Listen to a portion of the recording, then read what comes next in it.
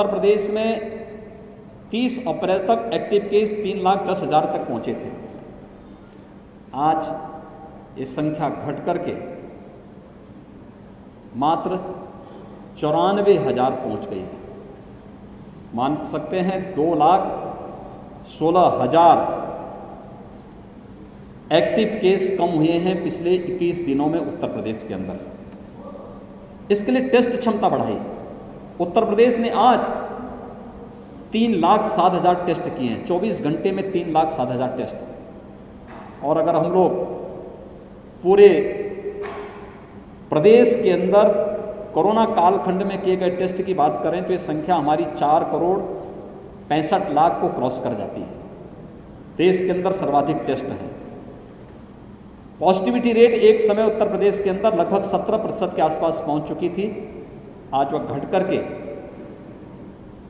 2.4% के आसपास है। CFR प्रदेश का 1% के आसपास है। रिकवरी रेट 93% से अधिक है, जो देश के अंदर सबसे अच्छा है। ये प्रदेश के अंदर जो कार्य किए जा रहे हैं उसको लेकर के जो एक अभियान प्रारंभ हुआ है उसका एक हिस्सा है। और ऐसे ही हम लोगों ने, यहाँ की टीम ने, इटावा की जो हमारी टीम है, यहाँ के माननीय जनप्रतिनिधियों ने, यहाँ के प्रशासन ने, यहाँ के हेल्थ वर्कर्स ने, यहाँ की जो कोरोना वॉरियर्स हैं, स्वयंसेवी संगठन हैं, इन सब ने मिलकर के जो कार्य किया है उसके अपेक्षित परिणाम सामने आए हैं। एक समय यहाँ पर जो पॉजिटिविटी थी वह 30% के आसपास पहुँच गई थी। आज वो घट करके 2 से नीचे आ चुकी है। निगरानी समिति बेहतर तरीके से स्क्रीनिंग का काम कर रही है। टेस्ट क्षमता बढ़ाई गई है, बेड्स बढ़ाए गए हैं, सुविधाएं बढ़ाई जा रही हैं। ये निरंतर कार्य किए जा रहे हैं। और मुझे बताते हुए प्रसन्नता है कि जहां प्रदेश में हम लोगों ने अब तक 1,62,00,000 से अधिक लोगों को निःशुल्क वैक्सीन दिया है, वहीं इटावा ने भी 1,20,000 वैक्सीन इटावा जनपद में भी अब तक उपयोग हुए हैं। वैक्सीन ये सभी निःशुल्क दिए जा रहे हैं। अब तो उत्तर प्रदेश में दिए जाने वाले वैक्सीन के कार्यक्रम को जो आदरणीय प्रधानमंत्री जी ने 16 जनवरी को पूरे देश के अंदर लॉन्च किया था, जो लोग उस समय विरोध करते थे वैक्सीन का, आज वे लोग वैक्सीन की पैरवी कर रहे हैं। वैक्सीन ये फ्री में दिया जा रहा है 45 सेवाओं पर भारत सरकार के सहयोग से, और 18 से 44 के बीच में प्रदेश सरकार स्वयं वैक्सीन खरीद करके इस वैक्सीनेशन के अभियान को आगे बढ़ा रही है। 18 से 44 के बीच में अभी हम लोग 23 जनपदों में इसको लेके चल रहे हैं। हम धीरे धीरे करके इसका विस्तार कर रहे हैं। हमारा प्रयास है कि जून में जितना वैक्सीन हम प्रतिदिन दे रहे हैं इसको हम दुगना से ज़्यादा बढ़ा करके अधिक से अधिक लोगों तक इसके कवरेज को पहुंचाने की व्यवस्था करें। प्रदेश ने वर्तमान परिस्थिति में कोरोना के खिलाफ जो अभियान प्रारंभ किया है ये तो सफलतापूर्वक आगे बढ़ ही रहा है। हमने 3rd वेव की आशंका के भी समाधान की कार्रवाई अभी से कर दी है। हर मेडिकल कॉलेजेस को 100 बेड का पीडियाट्रिक ICU बनाने के लिए निर्देश दिए गए हैं। हर डिस्ट्रिक्ट हॉस्पिटल में भी 25 से 30 बेड का पीडियाट्रिक ICU के निर्माण की कार्रवाई प्रारंभ कर दी गई है। ऑक्सीजन प्लांट प्रदेश के अंदर 300 से अधिक वर्तमान में या तो निर्माणाधीन हैं या प्रस्तावित किए गए हैं, जिससे हर जनपद ऑक्सीजन में आत्मनिर्भर हो सके। इस कार्रवाई को सफलतापूर्वक आगे बढ़ाने का कार्य किया जा रहा है। भारत सरकार का इसमें बहुत बड़ा सहयोग हो रहा है। फर्स्ट वेव की तुलना में ऑक्सीजन की आपूर्ति ज़्यादा होने के कारण, डिमांड ज़्यादा होने के कारण आपूर्ति के लिए भारत सरकार के सहयोग से ऑक्सीजन एक्सप्रेस चलाई गई। एयरफोर्स के विमानों के माध्यम से ऑक्सीजन की आपूर्ति में सहयोग लिया गया और ऑक्सीजन में कहीं कोई दिक्कत न हो इसके बारे में निरंतर नित नए प्रयास केंद्र और प्रदेश सरकार के द्वारा किए जा रहे हैं। और आने वाले समय में हर जनपद ऑक्सीजन के क्षेत्र में आत्मनिर्भर होगा।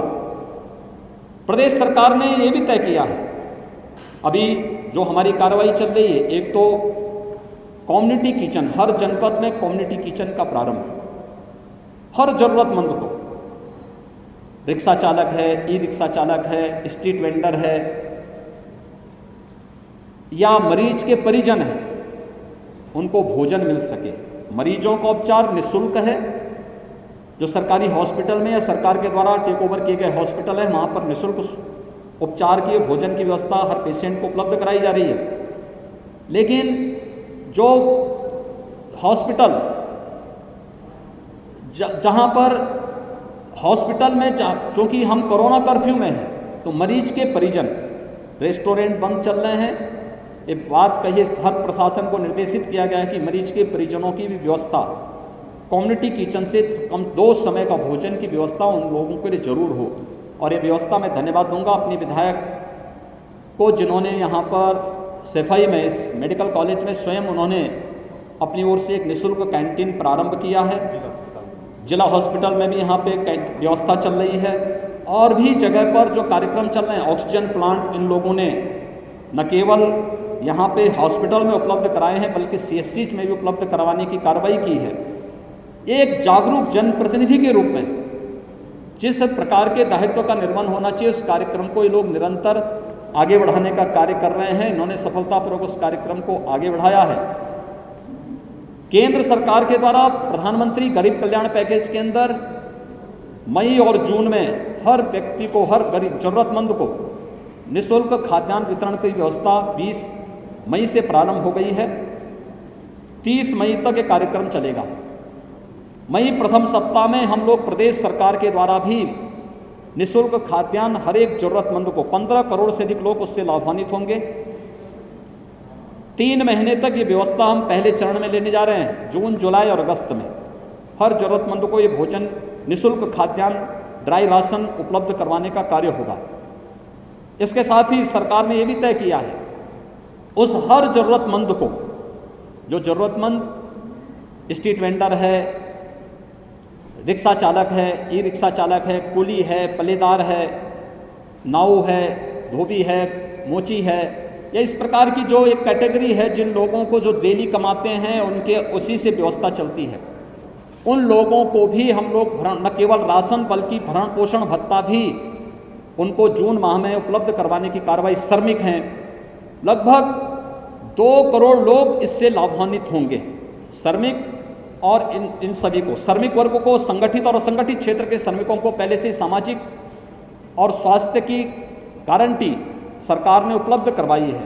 हर एक श्रमिक को 2 लाख, दुर्घटना होने पर 2 लाख की उनको सामाजिक सुरक्षा की गारंटी और 5 लाख रुपए का उनके लिए स्वास्थ्य बीमा का कवर उपलब्ध करवाने की कार्रवाई सरकार ने पहले उपलब्ध कराई है।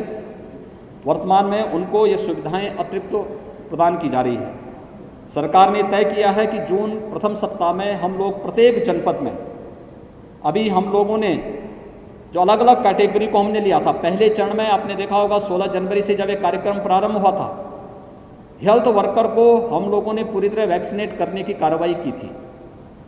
इसके बाद कोरोना वॉरियर्स को लिया था, फिर 60 वर्ष के ऊपर के लोगों को लिया था, फिर 45 वर्ष से ऊपर के लोगों को 1 अप्रैल से प्रारंभ हो गया था। हम लोगों ने अभी 18 प्लस की वैक्सीन के कार्यक्रम को 1 मई से प्रारंभ किया और इसके बाद हम लोगों ने जब पहले चरण में 9 जनपद में, फिर इसको बढ़ा करके 18 जनपदों तक हम लोगों ने पहुंचाया, फिर 23 जनपदों तक हम लेकर के गए।